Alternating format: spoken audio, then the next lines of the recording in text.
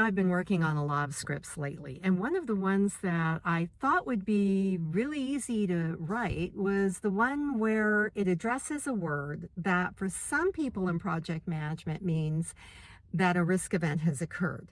But for other people in project management, it means that the likelihood has gone up, but it hasn't quite happened yet. Well, every once in a while, I don't know about you, but I just need to change modes. The brain kind of burps more than it produces. So I got in the car and decided to run a few errands. And somewhere along the line, just before I pulled into this parking spot, it occurred to me, driving. Driving is a perfect example of a series of triggers, and we actually have more control over these than, well, in many other circumstances. Let me give you an example. You are going down a busy street and you're running just a little bit late, and you're just getting into the intersection when the light turns from green to yellow. You're not quite in the intersection yet. Heck, the car ahead of you isn't quite in the intersection, really. But you both hit the gas. Now, if it's a really short yellow, that means that it's entirely possible that you might get a ticket for running a red light.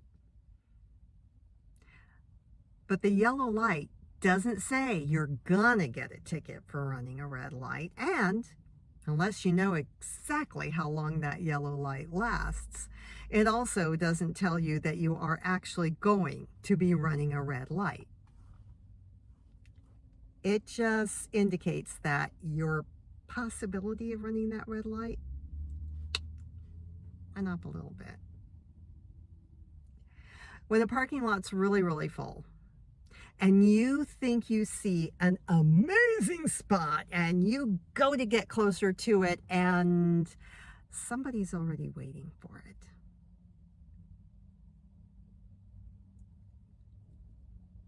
Somebody already waiting for that spot is a trigger.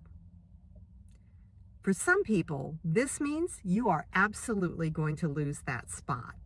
Well, mostly because these are courteous people. They wouldn't dream of stealing that parking spot when they know somebody else has been there waiting for it longer than they have. But for other people, it's just an indication that we might have to try a little harder to get that spot. See, that's the interesting thing about triggers. Nobody handles them exactly the same way that everybody else does. Driving in a primarily residential area, a couple of strip malls, etc., but primarily residential, and gosh, a boatload of churches. Every single driveway is a trigger. It tells me that the potential for a car wanting to come into the road that I'm on goes up. A car sitting in the driveway with its engine running, facing the direction of the road I'm traveling on, is another version of a trigger. Now, for some people, the empty driveway means nothing. For some people, a car sitting in the driveway trying to get out into the road means, oh my gosh, stop. Let's just let this poor person in. And for other people, a car sitting in the driveway means speed up. Let them get in behind me, for heaven's sakes.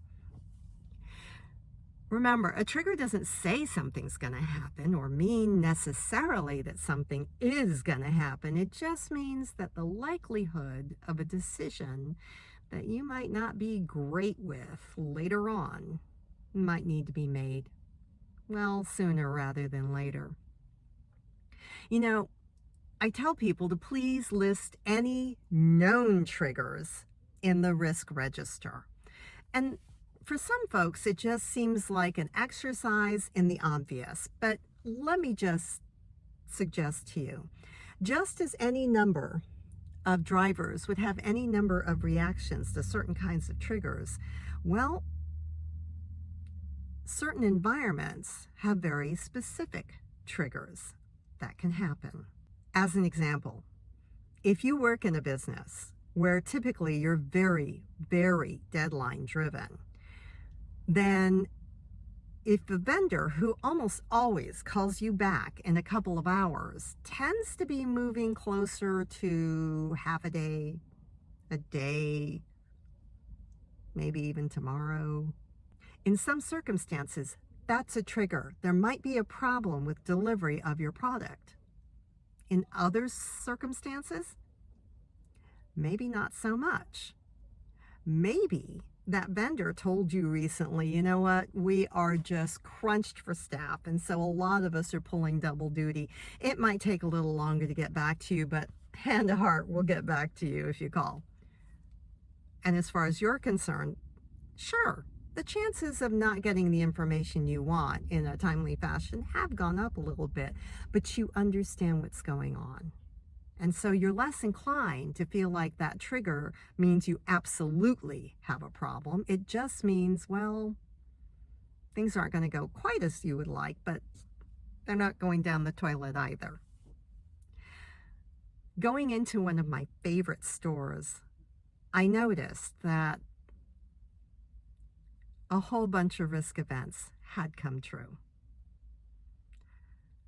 The supply chain issues that are affecting, gosh, everybody, I think, were a trigger to tell me that there are certain things that if I absolutely wanted to keep on hand, I might want to stock up a little bit.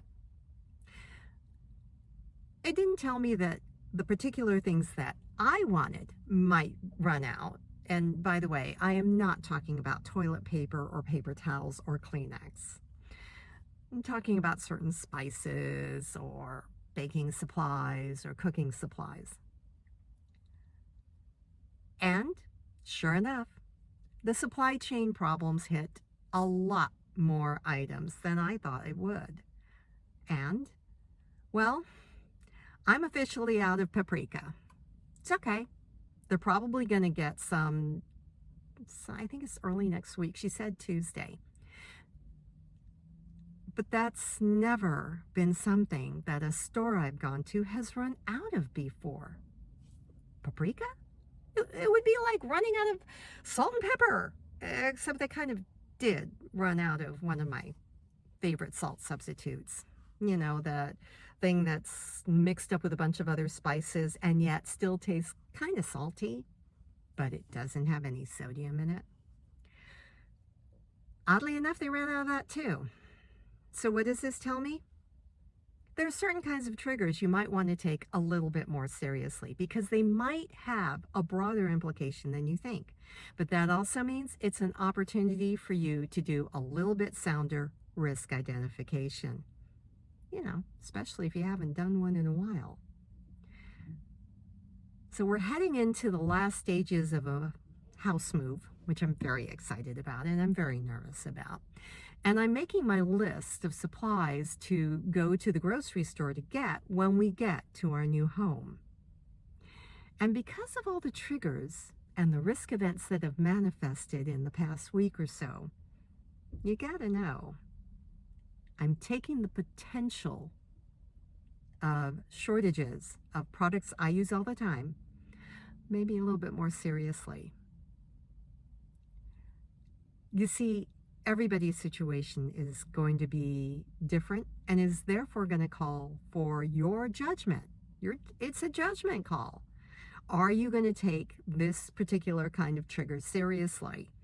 How seriously? What does it imply for potentially for risks that are down the road? In Illinois, when I see everybody on the road slowing down from a rate of speed that is, let us just say, seriously in excess of the posted speed limit, and they slow down significantly enough they are now going the posted speed limit, that is a trigger that tells me that there might be an obstacle ahead, a construction zone ahead, or an officer of the law who has just caught an evildoer. And by his very presence, or her very presence, has just reminded everyone, oh yeah, that's not the speed limit. Yep. Driving is like a whole exercise in risk management and triggers. It's also something that I tell people indicates to me that they know their physics maybe a little bit better than they think they do. How do I know? They haven't died merging lanes. Because two things cannot occupy the same space at the same time.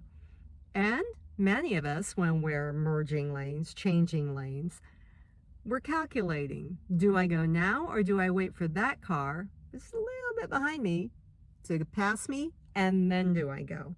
So you're calculating things like velocity. But I digress. As I said, driving, perfect exercise for seeing what you think about triggers, for practicing evaluation of the impact of certain triggers, and a great way to get out of the house for a few minutes. I'm KimiKSP. Thanks for joining me.